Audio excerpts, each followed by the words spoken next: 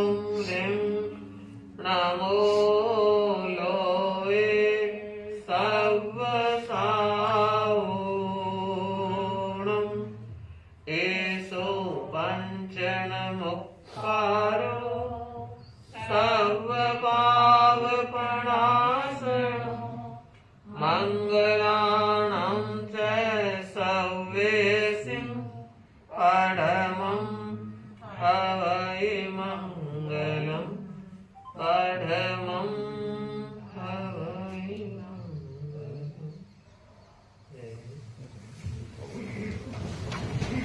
स्वागत वक्तव्य हेतु मनोज जी पर समय की रेत पर पद चाप जो तुमने उकेरे, मैं करूं अनुगूंज की आराधना। तिमिर गहन रात्रि में जब तुम चले तो मार्ग निकला, सत्य केतन थमाए हाथ में चल पड़े युग मर्म निकला। काल के भाल पर उत्कर्ष जो तुमने संवारे, मैं करूं उस ज्योति की अनुमोदना, मैं करूं उस ज्योति की अनुमोदना। युग धार मोड़ते हैं जो पृष्ठ नव सर्जना के जोड़ते हैं वो, कंटकों पर चल स्वयं को जो सुमन सुरभित छोड़ते हैं वो। चिंतन के धरातल पर रश्मि कण जो बिखेरे, मैं करूं उस किरण की अभ्यर्थना, मैं करूं उस किरण की अभ्यर्थना। तुम चले एक महापथ बन गया, चला जो भी भगीरथ बन गया। परम पाथेय लेकर जो बढ़ा, श्वास लय से मनोरथ गढ़ गया। संग नव चेतना में शंख ध्वनि कण तुमने उचारे, मैं करूं उस संगीत की अभिवंदना, मैं करूं अनुगूंज की आराधना, मैं करूं उस ज्योति की अनुमोदना, मैं करूं उस किरण की अभ्यर्थना, मैं करूं उस संगीत की अभिवंदना। आप सबकी तरफ से, मेरी तरफ से उस महामानव के श्री चरणों में कोटि कोटि नमन। मेरा विनम्र अनुरोध श्रीमान तेजकिरण जी सुराना से, जो अणु विभाग के उपलक्ष्य में अणुवत विश्व भारती द्वारा घोषित अनेक आयामों में आज का ये कार्यक्रम काव्य संध्या का कार्यक्रम, अणुव्रत जैसे कि अभी संयोजक महोदय ने बताया, जात पात ऊंच नीच से ऊपर उठकर एक मानवीय एकता के लिए ये आंदोलन अग्रसर है। आज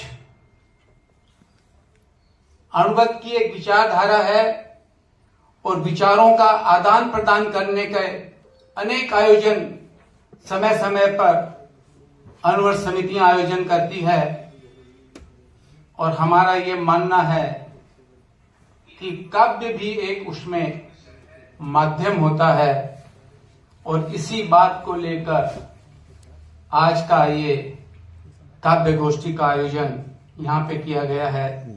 तुम हमको सृजन का स्वप्न को कर सत्य हम युग को दिखाएं। शक्ति का स्रोत तुम्हारे पास बहता, शक्ति का स्रोत तुम्हारे पास बहता। बूंद बनकर हम स्वयं उसमें समाएं, बूंद बनकर हम स्वयं उसमें समाएं।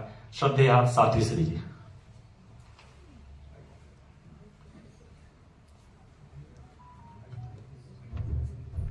के चरणों में कोटशः प्रणाम।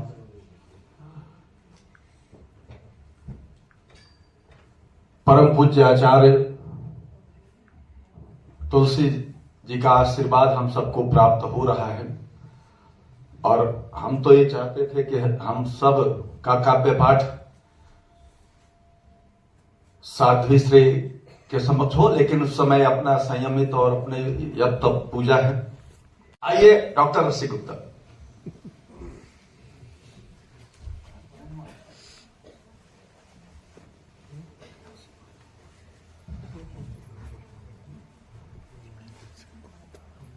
परम पूज्य आचार्य तुलसी जी के चरणों में नमन करता हूँ और साध्वी जी के चरणों में नमन करता हूँ। आप सभी को मैं मकर संक्रांति की भी शुभकामनाएं देता हूँ और दो पंक्तियों से मैं अपनी बात प्रारंभ करता हूँ।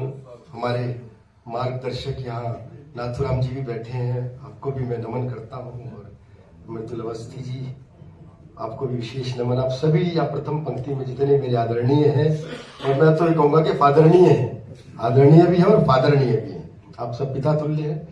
तो दो पंक्तियों से मैं अपनी बात प्रारंभ करता हूं जी। कि परिवर्तन निश्चित मिले जैन धर्म का सार, परिवर्तन निश्चित मिले जैन धर्म का सार, जीवन में सुन लो अगर जिनवाणी एक बार, जीवन में सुन लो अगर जिनवाणी एक बार।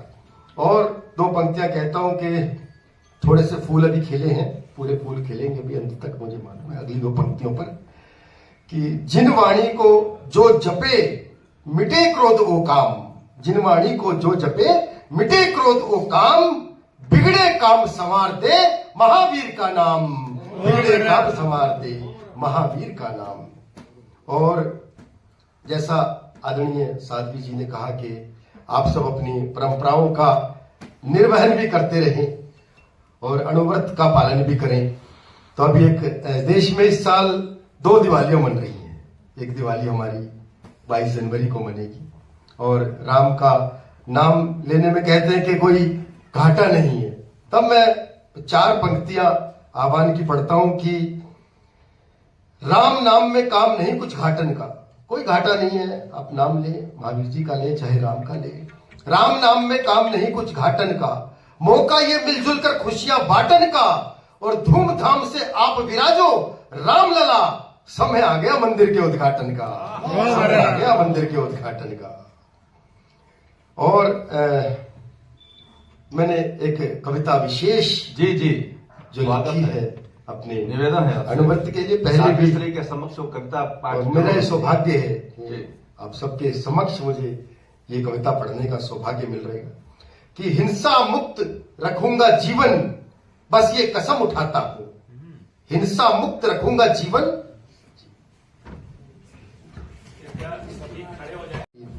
हिंसा मुक्त रखूंगा जीवन, बस ये कसम उठाता हूं, मैं अणुव्रत आचार संहिता जीवन में अपनाता हूं, मैं अणुव्रत आचार संहिता जीवन में अपनाता हूं, कि जीवों को संरक्षण दूंगा, सबका मान करूंगा मैं, मानवता के सब मूल्यों का नित सम्मान करूंगा मैं, और भूले से भी कभी किसी को मुझसे कष्ट नहीं पहुंचे, सत्य अहिंसा और रस्ते का हर पल ध्यान रखूंगा मैं, सत्य अहिंसा और रस्ते का हर पल ध्यान रखूंगा मैं।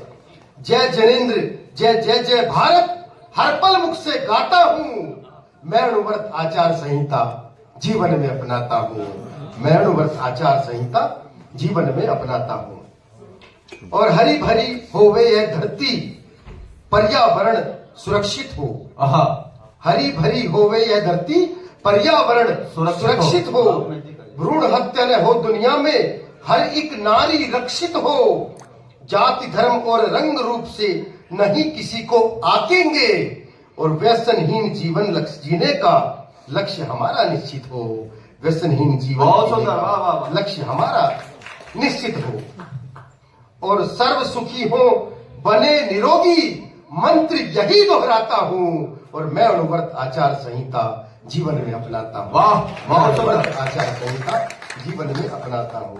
और अंतिम बंद इस कविता का मैं पढ़ना चाहता हूं, और कि काम क्रोध मद लोभ अहमना जीवन में आने दूंगा, काम क्रोध मद लोभ अहमना जीवन में आने दूंगा, शांति और सद्भाव कभी भी मन से ना जाने दूंगा, ये जीवन है इस माटी का, इस माटी को ही अर्पण, सम्मक भाव जगा कर मन में जीवन को माने दूंगा। और ज्यों ज्यों अणुवर्ती बनता हूं, ज्यों ज्यों अंतिम पंक्ति पर आप सबका आशीष मुझे मिले, निश्चित रूप कि से ज्यों ज्यों अणुवर्ती बनता हूं, ऊपर उठता जाता हूं, मैं अणुव्रत आचार संहिता जीवन में अपनाता हूं। जिंदाबाद। बहुत आपका आशीष मुझे मिला। बहुत अच्छी टीम भाई विनय ने यहाँ संयोजित की है। और सुनहरी लाल वर्मा तुरंत जी हमारे मध्य में बैठे हैं, टोपी लगाए हुए हैं। हमारे आज के कार्यक्रम के अध्यक्ष भी कवि सम्मेलन के यही हैं, क्योंकि सबसे अधिक आयु इन्हीं की है, 67 वर्ष इनकी आयु है। इन्हें आप ध्यान से सुनिएगा, क्योंकि मुझे तो आप अगले साल भी सुन सकते हैं। नहीं, वो मतलब नहीं है, मेरा मतलब है ये बड़े कवि है। हो सकता है अगले साल अमेरिका में हो, इंग्लैंड में हो, हमें उपलब्ध ना हो। हम इनकी 100 वर्ष की आयु की कामना करते हैं। वैसा भी चंद्रमा पे घर बनाने की तैयारी में है। और इधर हमारे विराजमान है मनोज मिश्रा कप्तान जी, बहुत अच्छे आपको छंद सुनाएंगे। मुझसे कह रहे थे रसिक भाई पत्नी इज्जत नहीं करती। मैंने कहा भाई मेरी कौन सा करती है? मैंने कहा मेरी कौन सा करती है? मैंने कहा भैया एक बात बताओ मनोज भाई, सच्चे दिल से बताना कि इन्होंने पिता को छोड़ा तो ससुर मिले, माँ को छोड़ा सास मिली, भाई को छोड़ा देवर मिला, ऐसा क्या छोड़ा जो पति मिला? बोले जो कुछ भी नहीं। मैंने कहा फिर फ्री में मिली उस चीज की इज्जत कहां से होगी? अब तो मामला ऐसे ही, वैसे हास्य वालों का ऐसे ही मामला होता। और हमारे विनय भाई तो इतने बिजी रहते हैं देखो, लेकिन ये जरूरी नहीं कि वीरस की कमी है तो हास्य इनके अंदर भी भरा हुआ है। वो वीरस की कमी जरूर है। और हमारे देश के जो सबसे बिजी कवि होते हैं उनमें एक हमारे विनय शुक्ल विनम्र जी होते हैं, जो आज यहाँ संचालन कर रहे हैं। रोज रात को 1 बजे 1:30 बजे से पहले घर नहीं पहुंचते। पत्नी परेशान हो चुकी, उनको भी समय चाहिए। इतनी रात को 2 बजे घर पहुंचे, पत्नी फूकी बैठी थी, बोली परेशान हो गई क्या? मुझे नहीं तुम्हारे साथ रहना, मैं मायके जा रही हूँ। विनय भाई ने तुरंत जेब में से चॉकलेट निकाली। पत्नी बोली अच्छा मुझे मना रहे हो? बोले नहीं, शुभ काम से पहले कुछ मीठा हो जाए। और एकमात्र हमारी कवित्री सरला जी यहाँ विराजमान है। मैंने सरला जी से पूछा, मैंने कहा सरला जी मार्केट में नया आईफोन आया है, आपने लिया? सरला जी बोली नहीं, उतने पैसे में ही इलेक्ट्रिक स्कूटी ले ली, जिससे बात करनी हो घर चली जाती हूँ, सस्ता भी पड़ता है, चाय नाश्ता भी। मैं समझ गया कि प्यार प्रेम की कविताएं आपको सुनाएंगी। मैं तो देखो प्यार प्रेम से अपना तो हास्य वालों को कोई लेना देना नहीं। मैंने तो कॉलेज में एक ही बार प्यार प्रेम किया था। एक लड़की ने मुझसे कहा था मेरे लिए प्रेम की 4 पंक्तियां लिख दोगे? मैंने कहा जी कोशिश करता हूँ। और मेरी अंतिम कोशिश थी। उसके बाद वो लड़की कॉलेज छोड़ गई। वो 4 पंक्तियां आप सुन लीजिएगा और हाथों को फिर पुनः एक बार खोल दीजिएगा कि मुझे इश्क की ये बीमारी ना होती। वो 4 पंक्तियां जो मैंने उसे सुनाई, मुझे इश्क की ये बीमारी ना होती, तमन्ना कभी पूरी सारी ना होती, झुलाता तुझे रोज बाहों में अपनी, अगर काश इतनी तू भारी ना होती। अगर काश इतनी तू भारी ना होती। निपट गया। और मैंने फिर एक मौका और मिला वैसा मुझे। मैं बस में जा रहा था तो एक सुंदर युवती को देख के, मैं उस वक्त जवानी की बात थी, कॉलेज में था मैं, तो सुंदर युवती को देख के फिर मेरा प्रेम जागा। और वहां भी नाथुराम जी क्या हुआ मेरे साथ सुन लीजिए। वहां भी सुन लीजिए क्या हुआ कि नूर हूर का देखा मन की बिखर बिखर कर कली गई। नूर हूर का देखा मन की बिखर बिखर कर कली गई। 1 मिनट के भीतर भीतर किस्मत अपनी छली गई। और इससे पहले सोचू समझू टकरा कर छूमंतर वो, हाथ लगा पॉकेट पर देखा फोन चुरा कर चली गई। बड़ा आजकल ऐसे ही हो रहा है। ऐश्वर्या की डीपी बिपाशा की सूरत, ऐश्वर्या की डीपी बिपाशा की सूरत, चेहरे भी अब जाली हो गए। ख्वाब जितने भी बुने थे सबके सब ख्याली हो गए। और फेसबुक पर सुंदर फोटो और मीठी बातों के लालच में मत पड़ना। इस ऑनलाइन मोहब्बत में कितनों के बैंक अकाउंट खाली हो गए। कितनों के बैंक अकाउंट खाली हो गए। जब बजा ही रहे तो गर्मी की बजा दी, सर्दी एकदम जोरदार बन जाए। आज की बात है। और बहुत बढ़िया। मुझे तो याद है, मैं तो देखो हमारे विनय भाई हैं, इनके साथ पहली बार तिहाड़ जेल गया था। नहीं वहां कभी सम्मेलन था, लेकिन वहां 3 ही घंटे रहे, क्योंकि इससे ज्यादा कभी समय चलता नहीं। 3 घंटे हम तिहाड़ में। मैं जब कभी समय करके निकला, एक व्यक्ति ने मुझसे लिफ्ट मांग ली, मैंने पीछे बिठा लिया। मैंने कहा तिहाड़ में काम करते हो? बोला जी मैं तिहाड़ में काम नहीं करता। मैंने कहा अच्छा आपका कोई रिश्तेदार बंद होगा? बोला नहीं भाई साहब मैं खुद ही बंद था। आज ही छूटा हूं। मैंने कहा क्या करते हो? बोला मैं जेब काटता हूँ। मैं घबराया, मैं तो घबराहट में लाल बत्ती पार कर गया। ट्रैफिक वाले ने 100 रुपए का चालान काट दिया। और जब मैं चालान कटवा के उसको पीछे बिठा के चलने लगा, बोला कभी जी मेरी वजह से आपका 100 रुपए का चालान कटा है, 100 रुपए। अरे मैंने कहा तेरे पास कहां से आए? तिहाड़ में तो सिक्के तक नहीं लेके जा सकते। बोले क्यों, अभी आपने 100 रुपए का चालान नहीं कटवाया? मैं कहा ट्रैफिक पुलिस वाले का ही मामला साफ कर दिया तुमने। अरे ये क्या कर दिया? उस चालान पे मेरा नाम लिखा था, एड्रेस लिखा था, फोन नंबर लिखा था, मुझे घर से उठा लेंगे। बोले जी कुछ नहीं होगा। मैंने कहा ऐसे कैसे नहीं होगा? बोला जी मान लो। मैंने कहा ऐसे कैसे मान लो? बोला नहीं मानते तो लो चालान बुक भी रख लो। ऐसे ऐसे छटे हुए मिलते हैं हमें। क्या बात है। लेकिन इसका ये मतलब नहीं उनमें देशभक्ति नहीं होती। मैंने उस जेब कतरे की देशभक्ति ढूंढ के निकाली, 4 पंक्तियां लिखी और आनंद लेना अंतिम श्रोता तक। कि जेब कतरे का बेटा बोला, हे ईश्वर, नहीं मांगता आपसे कोठी बंगला महल किले, ना इंग्लैंड में, ना फ्रांस में, ना इटली में, मुझे तो बस हर जन्म भारत में ही मिले। तो बाप बोला मैं धन्य हुआ जो जेब कतरे का बेटा होकर भी तेरी रगों में देशभक्ति का रक्त बहता है। बेटा बोला ये बात नहीं है पापा, वहां ठंड इतनी ज्यादा है कि लोगों का हाथ अपनी जेब में ही रहता है। ऐसी देशभक्ति को नमन करते। लेकिन मैं बताना चाहता हूं आपको, सच्ची देशभक्ति यदि आपको देखनी हो तो सीमाओं की रक्षा कर रही उन सैनिकों के अंदर देखिए, क्या बात, जो -50 डिग्री टेम्परेचर में इस वक्त हमारी रक्षा कर रहे हैं और हम यहाँ ठंड से ठुटर रहे हैं। उनकी कल्पना कीजिए क्या किस स्थिति में वो हमारी रक्षा करते हैं और उनके भरोसे हम यहाँ अणुव्रत उत्सव मना रहे हैं। तब मैं 4 पंक्तियां पढ़ता हूं, एक एक ताली जो बजे इस बार उन सैनिकों के लिए बजे। 4 पंक्तियां पढ़ता हूं, सुनिएगा।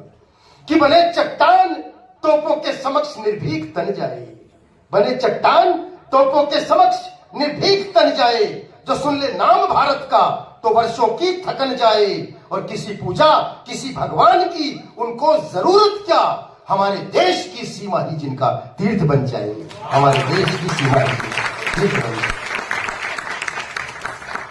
बहुत सुंदर। और उस मातृशक्ति को मैं नमन करना चाहता हूं जो 9 महीने गर्भ में रखने के बाद उन्हें रक्षा के लिए भेज देती है। तब पढ़ता हूं 4 पंक्तियां, एक एक मातृशक्ति के चरणों में समर्पित करता हूं। कि शब्द शब्द मेरी कविता का उनका ही सम्मान करे, शब्द शब्द मेरी कविता का उनका ही सम्मान करे, और स्वयं चढ़गड़बड़ जिनके कर्मों का गुणगान करे। शीश झुकाऊं चरण पखारूं पहले हर उस माता के, अपने वीर सपूतों को जो सीमा पर बलिदान करे।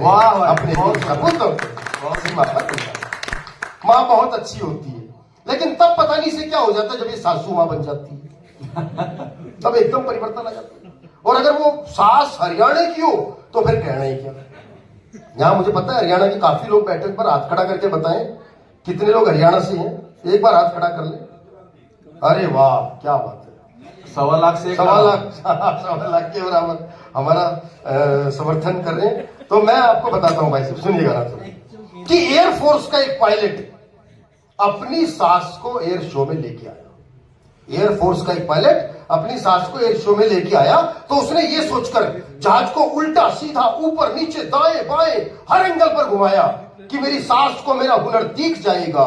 लेकिन जब शो खत्म करके सास के पास पहुंचा तो सास बोली, बेटा हिम्मत मत हारियो, धीरे धीरे सीधा चलाना भी सीख जाएगा। धीरे धीरे सीधा चलाना भी सीख जाएगा। इसलिए भाई साहब हरियाणा की सास तो चाहे बहू हो, उससे पंगा नहीं लेना चाहिए। जो हालत सास की वही बहू की भी। एक तो कह रही थी, बोली तबीयत खराब थी, ना कोई गोली ना कैप्सूल काम आया, आधा घंटा अपनी सास से खूब लड़ी, तब जाके थोड़ा आराम आया। ये आयुर्वेदिक फार्मूला सिर्फ महिलाओं के पास ही। मैं तो वीना भाई से कह रहा था, वीना भाई पत्नी को संस्कृत में क्या कहते हैं? वीना जी बोले, रसिक भाई पत्नी को संस्कृत में तो छोड़ो, किसी भी भाषा में कुछ नहीं कह सकते। जान है तो जहान है, भाषा ही तो ऊपरी ज्ञान है। तो मैं समझ गया कि हालत बिल्कुल, हाँ, क्योंकि हम पुरुषों की जिंदगी तो रोडवेज की बस की तरह होती है, दिन भर कहीं भी घूमो, रात को आके डिब्बों में जमा होना पड़ता है। तो एक बार तालियां बजा दीजिए, मैं कुछ पंक्तियां पढ़ता हूं।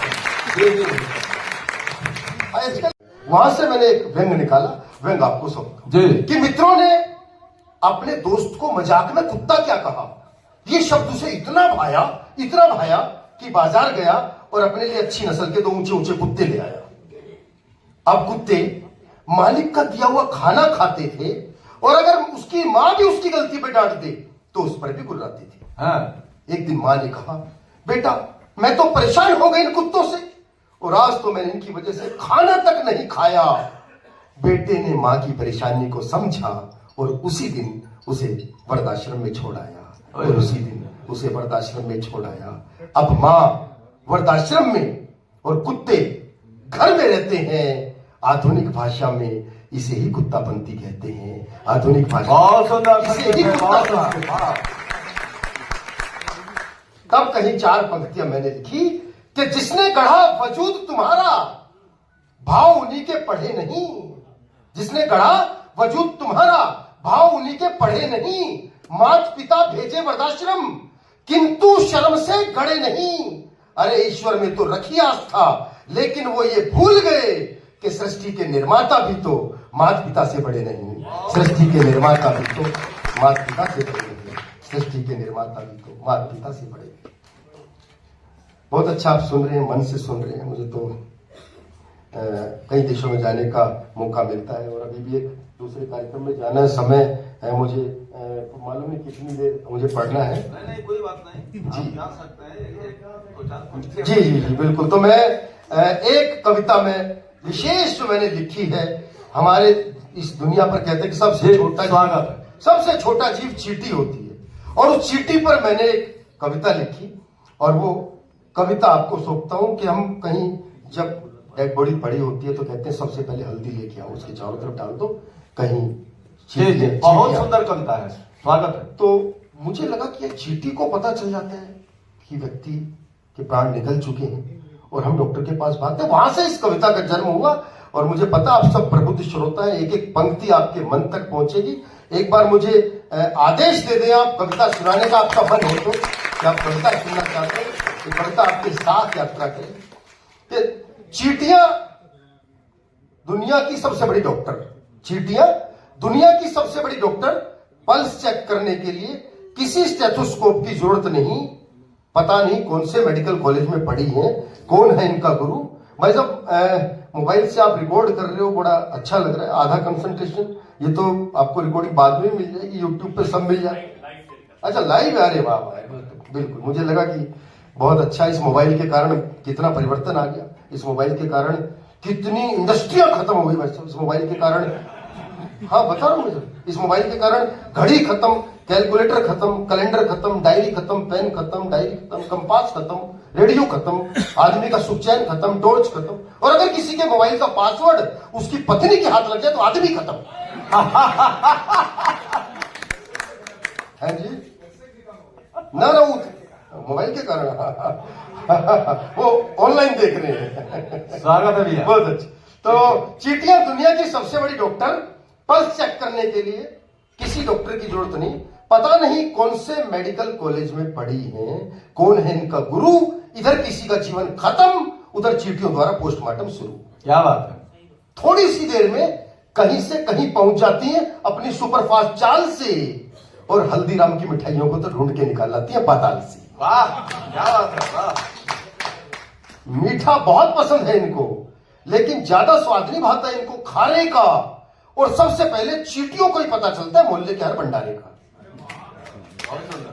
मैंने एक चींटी से पूछा, तुम अगले जन्म में चींटी बनना चाहती हो या चीटा? बोली वैसे तो मैं हर जन्म में चींटी बनना चाहती हूं, लेकिन उसमें एक ही घाटा है, अगर कोई चीटा किसी को काट ले तब भी बदनाम हम ही होती है, जरूर किसी चींटी ने काटा है। क्या बात है। एक चीटा मुझे चिढ़ाते हुए बोला कि तुम्हारी गर्लफ्रेंड तो सिर्फ तुम्हारे दिल में रहती है, लेकिन हमारी गर्लफ्रेंड चींटी तो हमारे साथ ही हमारे बिल में रहती है। बहुत एक चींटी बोली कि वैसे तो हमारी प्रजाति गुणों की खान है, लेकिन इस बार तो मैं माउंट एवरेस्ट पे भी होके आई हूं, जहां -60 डिग्री तापमान है। ओए होए। तो माउंट एवरेस्ट से लौटा एक पर्वतारोही बोला, मैं नहीं मानता, और कोई दम नहीं है चींटी रानी तुम्हारे झूठ में। चींटी बोली, अरे बावड़े, मैं तो छिपी बैठी थी तेरे ही स्लीपिंग सूट में। तालियां पर मिल के हो जाती। बहुत सुंदर। चींटी बोली, अरे बावड़े, मैं तो छिपी बैठी थी तेरे ही स्लीपिंग सूट में। दिमाग बहुत है हमारे अंदर, भले ही छोटे छोटे से हैं पैर, और एक बार तो किसी की जेब में बैठ के बिना पासपोर्ट लंदन तक की करिए सैर। हम चींटियां एक बार चले तो चलती ही जाएं, किसी अंतरिक्ष यान की तरह, या फिर किसी भारतीय महिला की जुबान की तरह, या फिर किसी भारतीय महिला की जुबान की तरह। और इन दो पंक्तियों पर आप सबसे मैं विशेष आशीष चाहूंगा और आपको लगे कि मैंने ये 2 पंक्तियां मां सरस्वती की कृपा से हो गई, तब आप सब मुझे आशीष दीजिएगा जी। कि दुनिया के अलग अलग हिस्सों में, चीटी कह रही है कि दुनिया के अलग अलग हिस्सों में मेरे साथ अलग अलग व्यवहार होता है, लेकिन धन्य है ये जैन धर्म जहां हमारे बिलों पर आटा डालकर हमारा सत्कार होता है।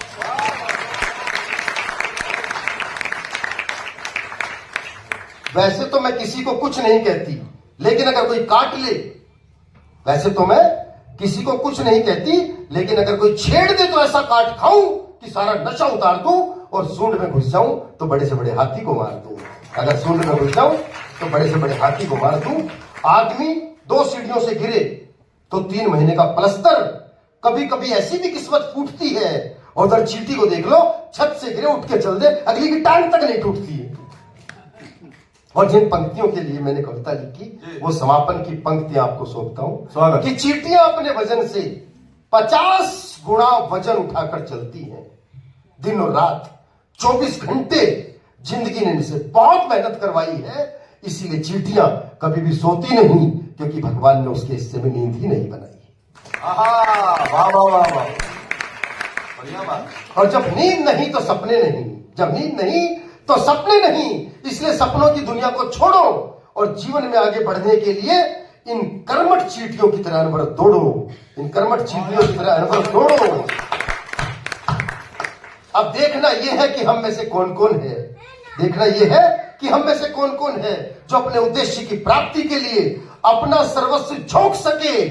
फिर देखना दुनिया की कोई ताकत नहीं जो हमें हमारी लक्ष्य प्राप्ति से रोक सके, जो हमें हमारी लक्ष्य प्राप्ति से रोक सके। हमें लक्ष्य